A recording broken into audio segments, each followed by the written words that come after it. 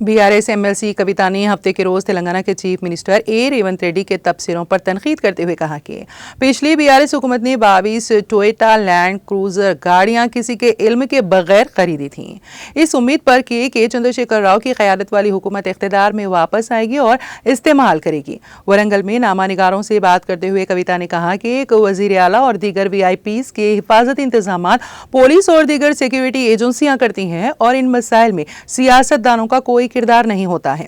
केसीआर ने रेवंत रेड्डी के वज़ीर आला केसीआर पर आयद करदा इल्जाम पर कहा है कि उन्होंने अवाम के पैसे का गलत इस्तेमाल किया। कविता ने कहा कि रेवंत रेड्डी ऊंची सियासत पर उतर आए हैं। उन्होंने कहा कि किसी भी वज़ीर आला के प्रोटोकॉल का फैसला सिक्योरिटी विंग, इंटेलिजेंस और पुलिस करती है।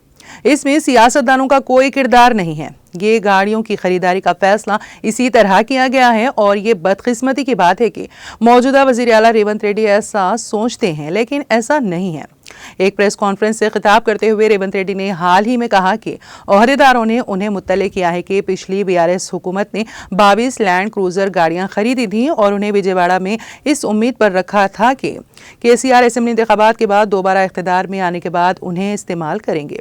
कविता ने मजीद कहा कि पिछले 10 सालों के दौरान लीडरों ने कभी इस बात पर इसरार नहीं किया कि पुलिस उन्हें किस किस्म का सिक्योरिटी कवर फराहम करे। उन्होंने कहा कि वज़ीर आला के लिए यह मुनासिब नहीं है कि वो ऐसी एक मसला बनाकर पेश करें।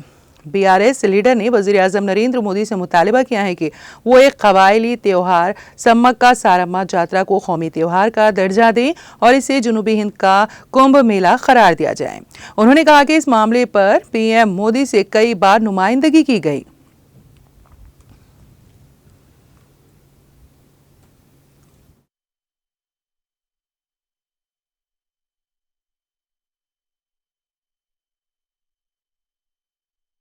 గౌరవ మంత్రివర్యులైన యావత్ ప్రభుత్వం ఎప్పుడైనా సరే వాళ్ళ సెక్యూరిటీ అనేటటువంటిది పోలీస్ వాళ్ళు, ఇంటెలిజెన్స్ వాళ్ళు చూసుకుంటారు.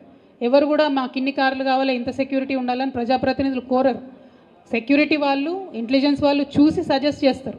అదేవిధంగా సజెస్ట్ చేసినటువంటి వాళ్ళు కాన్వాయ్ని ఎట్లా బిల్డ్ చేయాలి, ఎక్కడ బిల్డ్ చేయాలి అనేటటువంటి అంశాన్ని సీక్రెట్గానే ఉంచుతారు ఎప్పుడైనా కూడా. ఎందుకంటే థ్రెట్ ఉంటుందనే సెక్యూరిటీ ఉంటుంది. సో ఆటోమేటిక్గా ఎక్కడో వాళ్ళు పెట్టి దానికి కావాల్సినటువంటి ఫెసిలిటీస్ అన్నీ కూడా క్రియేట్ చేసినట్టున్నారు. అవసరమైనప్పుడు తెచ్చి వాడతారు. అవన్నీ మనకు కూడా చెప్పరు కదా, సీఎం గారికి కూడా చెప్పకుండా చాలా ఇంటెలిజెన్స్ వాళ్ళు చేసేటివి ఉంటాయి.